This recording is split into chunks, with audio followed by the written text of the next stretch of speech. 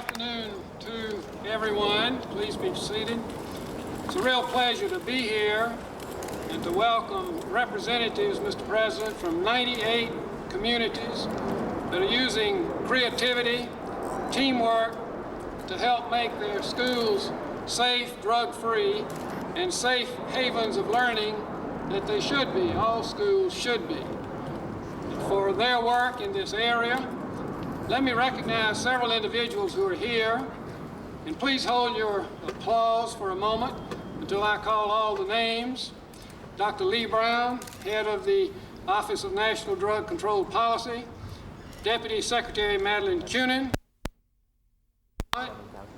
Congressman Cleo Fields, Congressman Gene Green, Congressman Paul Kinjorski, Caroline Henrick from PTA, National PTA, Mike Casserly, Council of Great City Schools, John Calhoun, National Crime Prevention Council, Jim Burke, Partnership for Drug-Free America, Doug Hall, Pride, Keith Geiger, President of the NEA, Michael Resnick, National School Board Association, and Bill Kohlberg, the National Alliance for Business.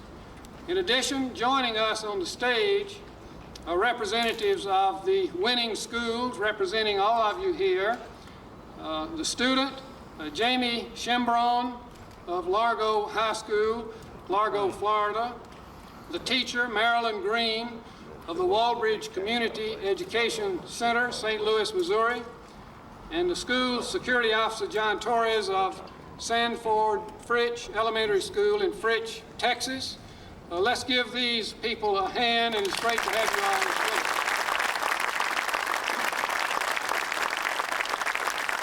And I thank all of you for being here, and thank those I have mentioned for representing you here. Thank you all for your committed work to make schools safer. We all know that students today face enormous challenges beyond their classroom work. The specter of crime, the lure of drugs haunt too many communities and lurk in the shadows of too many schools. The students, teachers, parents, and communities that have worked together to develop the programs that we recognize today have used enormous innovation and energy to fight these distractions. They've helped to make their schools places of hope instead of places of despair. I know, and the President and I enjoy country music. I heard someone mention a country music song, Mr. President, the other day. Sometimes you're the windshield wiper, and sometimes you're the bug. And I would like to say that the people here are the windshield wipers in education and not the bugs. These are programs that have demonstrated real success. For example, in St. Louis, the Walbridge Community Education Center worked with its students, parents, and members of the community. I'm especially pleased that many of these schools have been able to combat drug use and create safe learning environments with funds from the Safe and Drug-Free Schools program. This was passed last year and signed by the President as part of Goals 2000 Educate America Act. This award ceremony is helping create models for other schools to learn from so that we can reach one of our national education goals to make every school in this great nation safe and drug-free by year 2000. President Clinton understands well that education represents the very core of our nation's future well-being. And it is, as he has said, the fault line between those who will achieve the American dream and those who will not. And never have we faced such clear choices in our nation's future. President Clinton wants to increase access to college for deserving students. The new leadership in Congress wants to cut student aid, like AmeriCorps, like the TRIO programs, and then next year make students even pay interest on their student loans while they're still in college, those that qualify not to have to do that. President Clinton wants to strengthen student technical skills and build local partnerships to prepare our young people for tomorrow's jobs.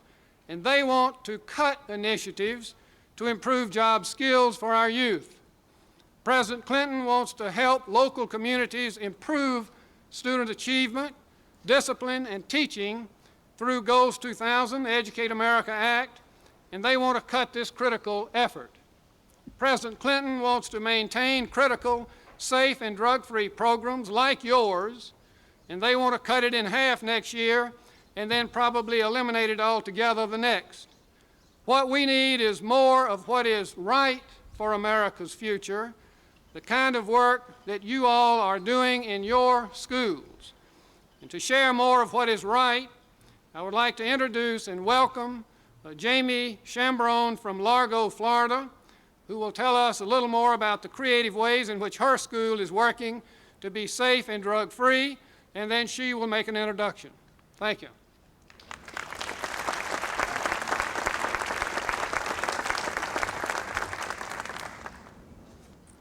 Thank you, Secretary Riley.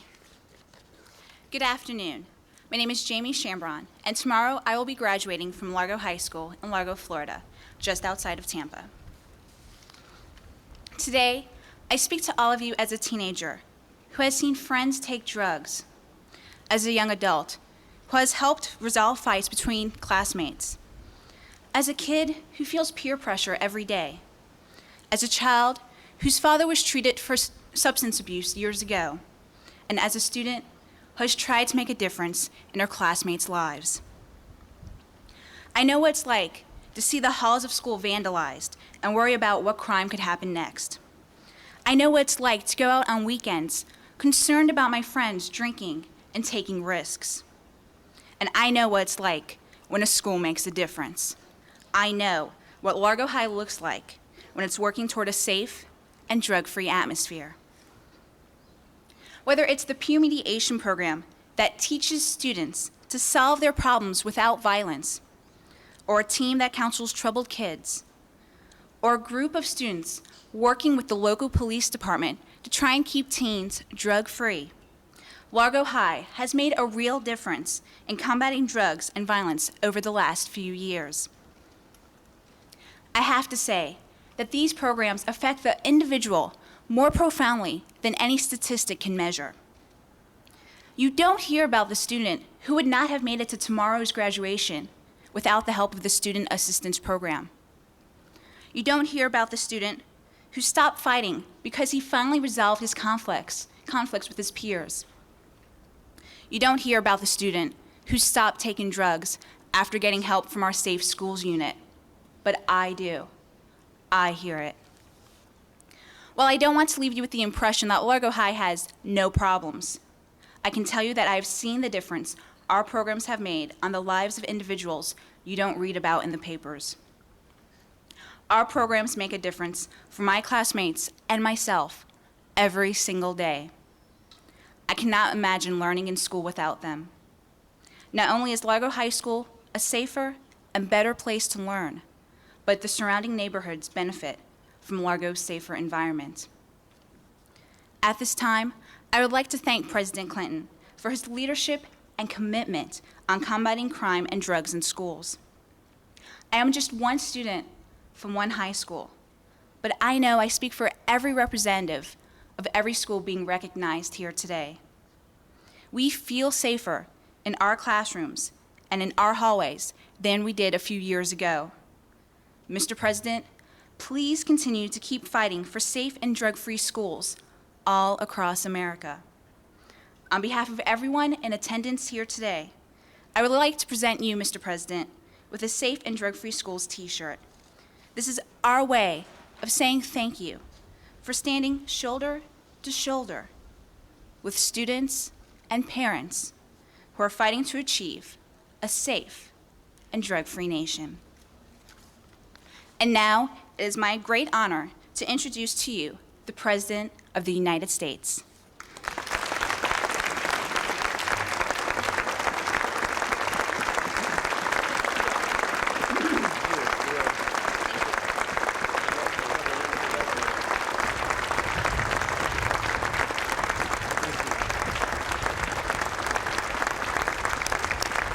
Give her another hand. She was great.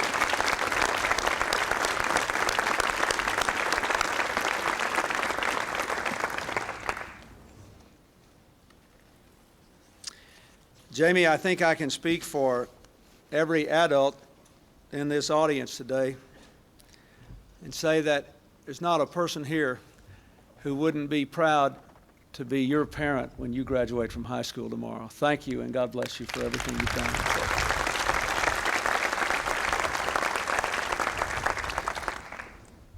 Thank you, Marilyn, for being here. Thank you, Director Brown, and thank you, Secretary Riley. Ladies and gentlemen, the statement you just heard from this fine young woman about to begin her life after high school is as clear an example as I could ever think of what I think we ought to be doing as a country. You hear all these debates up here in Washington about whether the government should do this, that, or the other thing, whether our problems are fundamentally to be addressed by political action,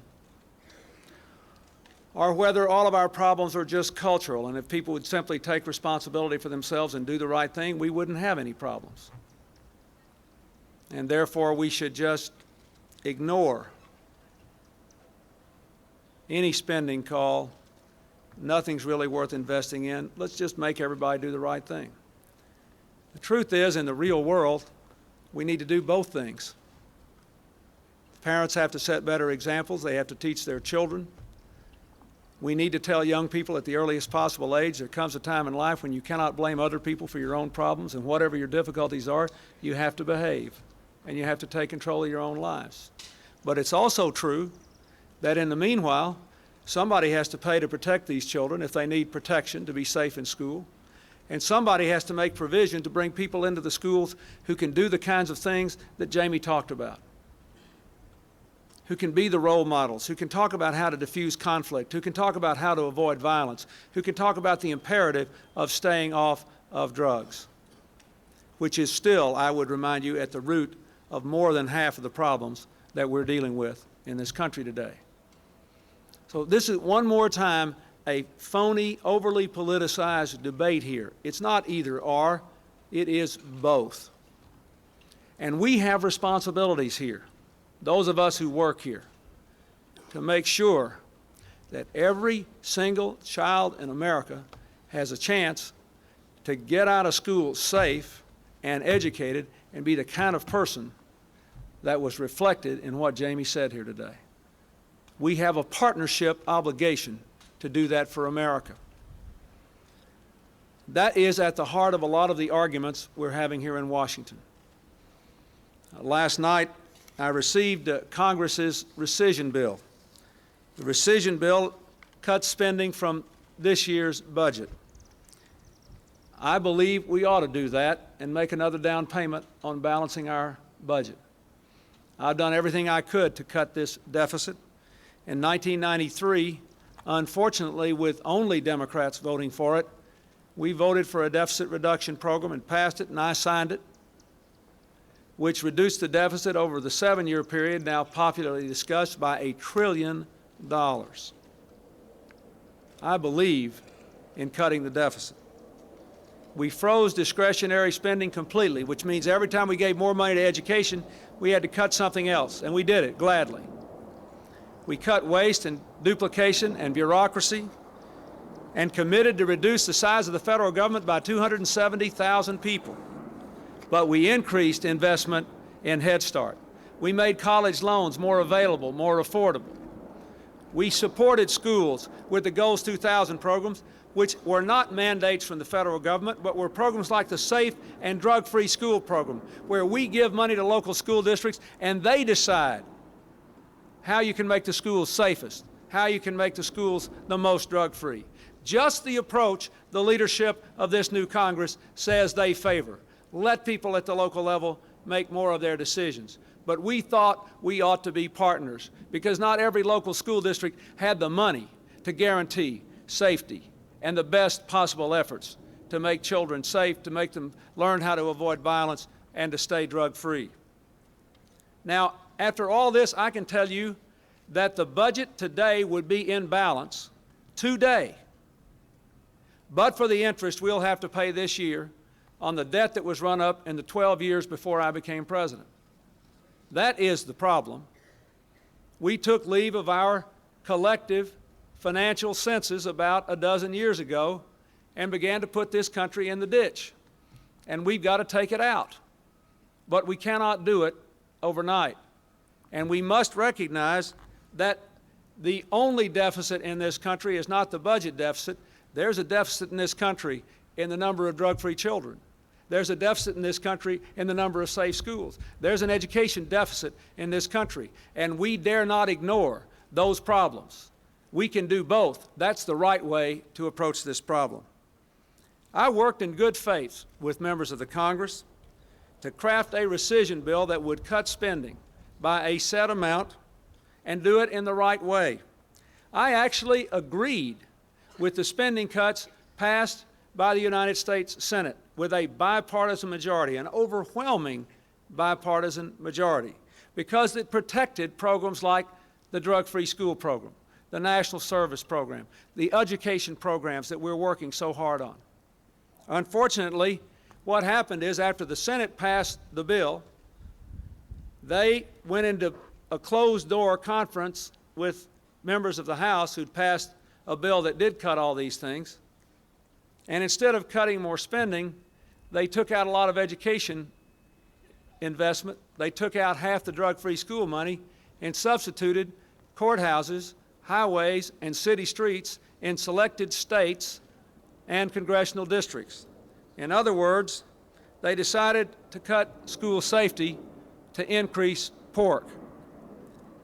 The bill cuts, as Secretary Riley says, half of the safe and drug-free schools money this year in anticipation of eliminating it altogether next year.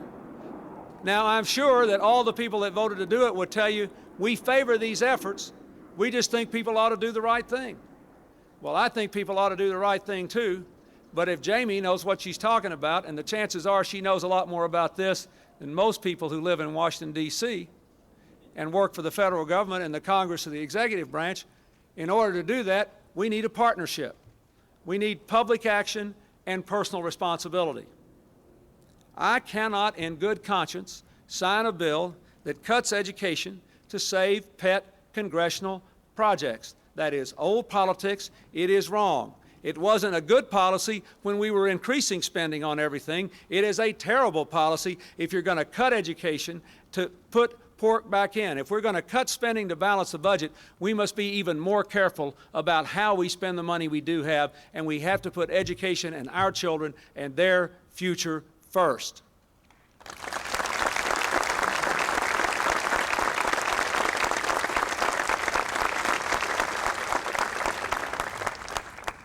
So, in just a few moments, I'm going to go over there and veto that bill. But I want to say this.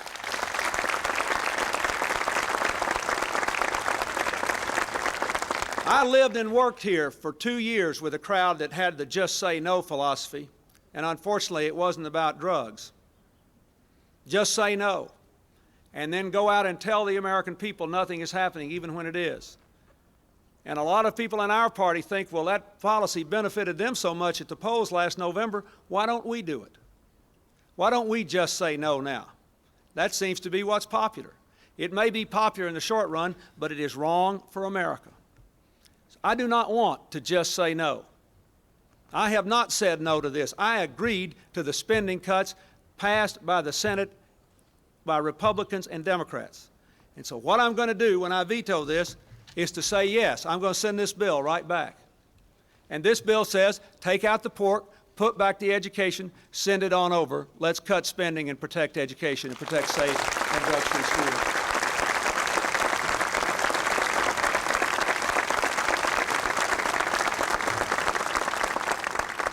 I want to say one other thing, too. In this so-called spending cut bill, at the last moment, there was also, I think, a very bad environmental provision added, which says that no environmental laws will apply for the next 3 years to any cutting of so-called salvage timber in our forest.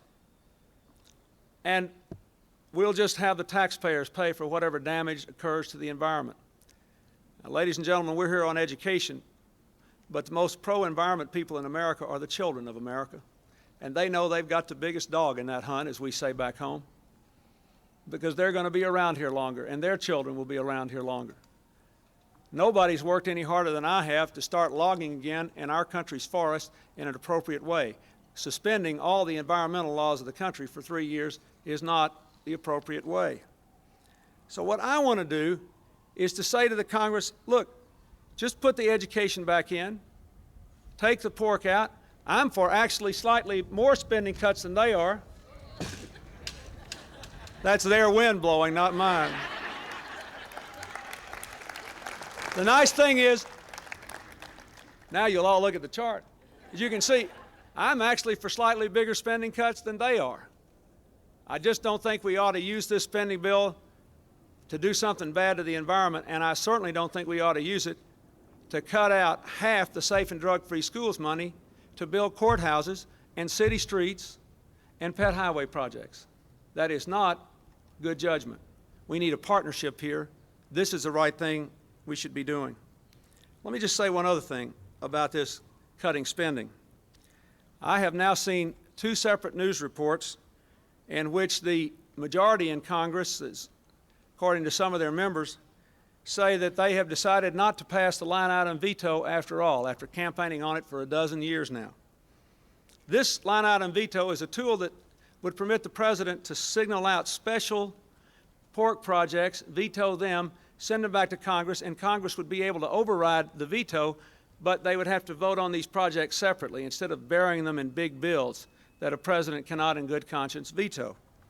Now, that line item veto was part of their contract with America, and a part that I embraced. President Reagan was for it. President Bush was for it. The House passed it on President Reagan's birthday. They talked about what an urgent thing it was. Now they say they don't think they ought to give it to me this year because I might use it. Well, today I am sending a letter to the Speaker of the House and the Senate Majority Leader asking them once again to send me the line item veto. They have said they were for it for a dozen years. They have portrayed it as the salvation of all of our problems. It's not the salvation, but it's an important part of it. And they say they're worried that I might line item veto special tax breaks instead of special spending increases. It's 6 in one, half dozen the other, but I'll make them a deal. If they'll send me the line item veto this year, I will not line item any tax cuts they sign. If they pass all these big tax cuts and wreck education and Medicare to cut taxes, I'll veto the whole thing, but I've already said that.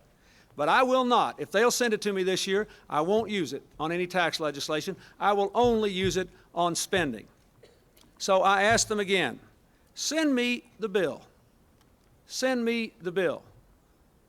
Send me the line item veto, and I will see whether America agrees that what we ought to do is to protect education, to protect things designed to enhance our security like safe and drug-free schools, to protect the welfare and the future of our children.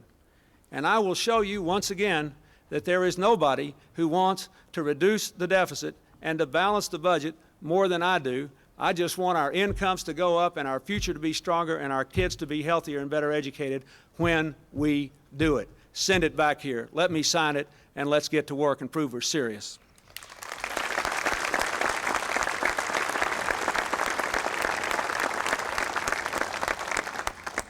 I want to say again that the primary purpose of this event is to honor all of you who have worked to make the Safe and Drug-Free Schools program work. I don't think I have had any more moving experiences than going into schools in this country over the last several years. And I began to do it not only when I was governor in my own state, but in other schools. See people succeeding against all the odds because their schools are safe and drug-free. I have been into schools in very high crime areas where the children come to school every day and there are no weapons in the locker and there are no drugs in use and children do not fight in the schools. I know this can be done. I also know that this requires good management, good discipline, but also special skills and sometimes extra resources in the poorer school districts of our country. And I know that we can't afford to be satisfied even with the stories that are here, the wonderful good stories that we honor today. What we want is next year to have every school do as well as you have done. That's what you want too, isn't it? And that's why we have to support programs like this.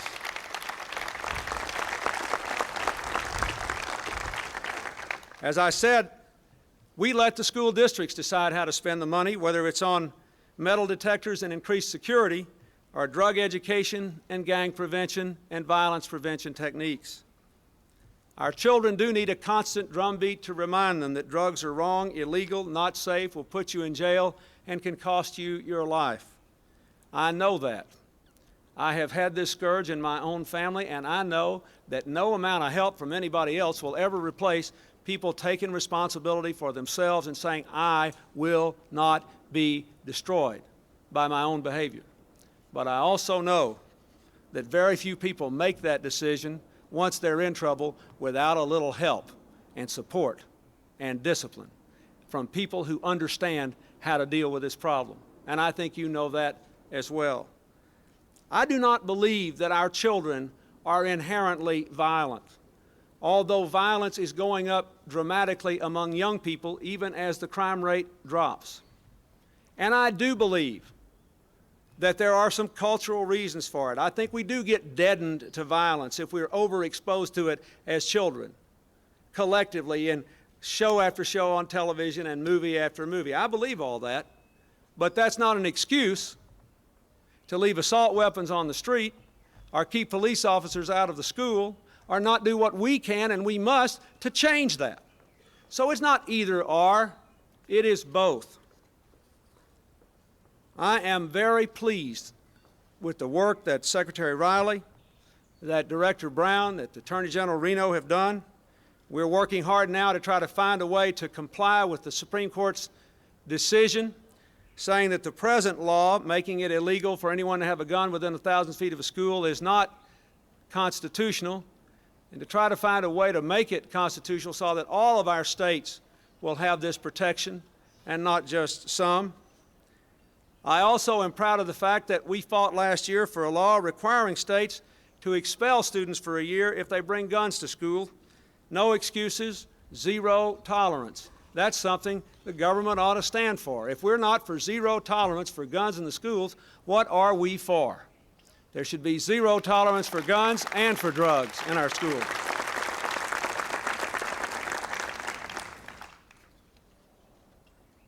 So let me say in closing, perhaps the most meaningful things said here today were said by Jamie. I want you all to think about her tomorrow when she graduates from high school. Then I want you to think about all the kids in this country that are in the grip of drugs and gangs and guns and violence. I want you to think about all the teachers who wonder every year whether they should continue to teach because they are having to deal with these problems and they don't feel that their schools are either organized to deal with it, supporting them in dealing with it, or bringing in the other people and resources who can deal with it. And I want you to ask yourself, is there a courthouse in America? Is there a city street in America? Is there a single solitary special highway project in America worth the price, worth the risk that we will not have more children like her? The answer is clearly no, no, no, no.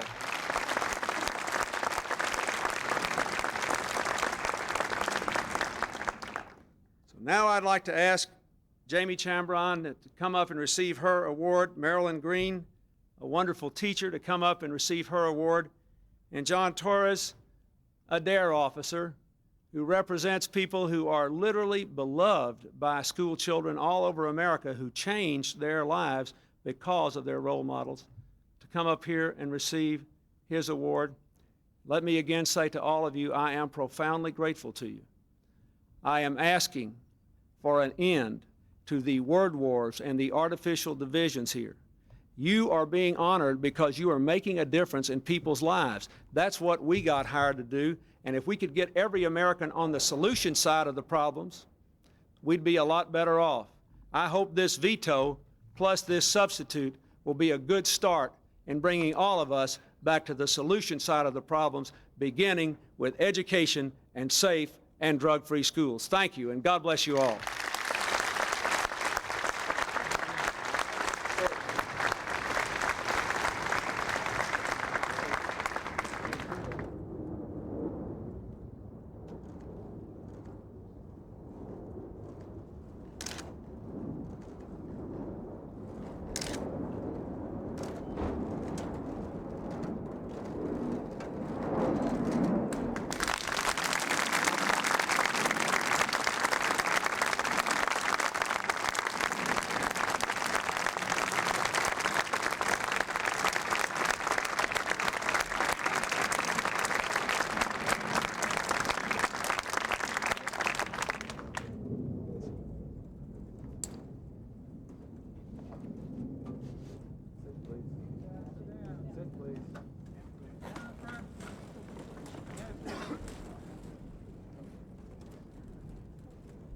This is the award that Maryland is accepting, the Walbridge Community Education Center, signed by me, the Safe and Drug-Free Schools Recognition Award on this date, June 7th, 1995. Congratulations to you.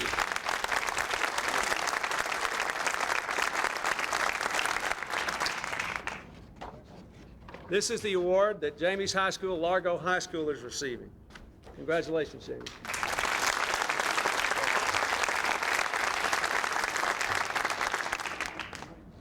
This is the award the Sanford Fritz Elementary School in Texas that their DARE officer, Officer Torres, is receiving.